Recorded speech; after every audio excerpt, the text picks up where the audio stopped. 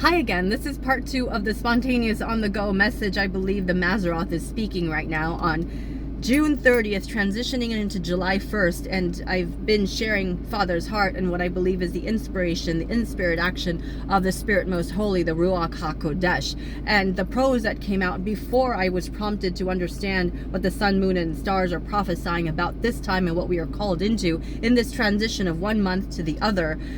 This is the prose that came out after I was so unsettled inside I had to walk outside. Notice the moon was in an interesting it was like the top crescent, a top waning crescent. I thought, oh, it looks like a little crown you'd put on. And then it led me into all of this. And I sat after I walked outside, took a breath, saw that moon. And this is the prose that came out. I believe it's calling the family of God into an identity that we've forgotten. And you can go back to part 1 about what that is. But here's the prose that came out a little after 12 noon on 6:30. It's called Altar Aligns, Unveiling the Glory. Moon wanes as the crown comes through. King calls, holy roar. Time to soar, elevation.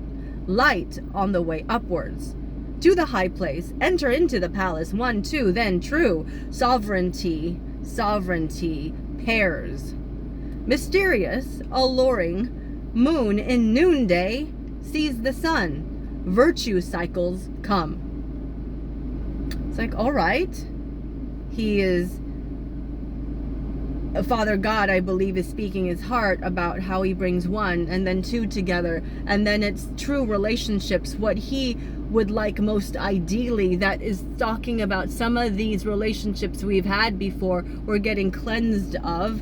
We need to let go, stop looking behind, and be able to be purified, to rise up again. And there is the lag of seasons coming, so all the promises that he says has broken through will not manifest right away. It takes a little time, like the lagging of seasons, the constellations and the sun, moon, and all the stars, how it affects the earth. That is telling creation, you see, speaks. You can look at the videos before when I was talking about this, that the lag of seasons right now, things will warm up. The things that were promised will come to fruition as long as you stay consecrated and true to the one true one, to you. Then we will see, as creation speaks, that he doesn't lie. Things take his time in an appointed season, in an appointed time. So lag of seasons is speaking, don't ask why in July. Know that when you understand that creation is speaking all the time of the ways of Yah, then you'll know that the promises will be, but it may not be in the time you want, because time is in Father's hands, and so are you. So I just kind of flowing about this poem. And so remember, as the Mazzaroth that I was talking about in the first part of this video, that it is surprisingly, and that came kind of curveball at the last second, this is a call to the family of God to understand what it means to be as you were created. For God said in the beginning that he made man and woman. And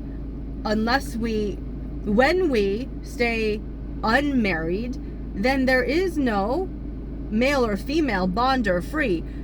But it is when you go before Father God, go to the altar before him and say, we are going to be married. Then he calls you into specific roles per the identity he has created you in. Man, who are you? Woman, who are you? Do you know my ideal way for to have family, to be able to show the fullness of me? This is what Father God is saying that is on his heart. He's calling return to his original family called Jews. Come, my chosen people at first that has left me. I still have the open door for you. Don't you see what I've done with the Gentiles that you have dismissed? I have not. I love them so much. My Jewish people, my beloved, my first ones I've called, come and see what I want to do for you too. Because I love you with an everlasting, fiery, fervent love. And I want to save you from the fires of darkness that are still so intense and growing even more, waiting for those who say, forget you, Lord. Do not forget. God never forgets you. He's made every single living thing, and they're all speaking in confluence and symphony.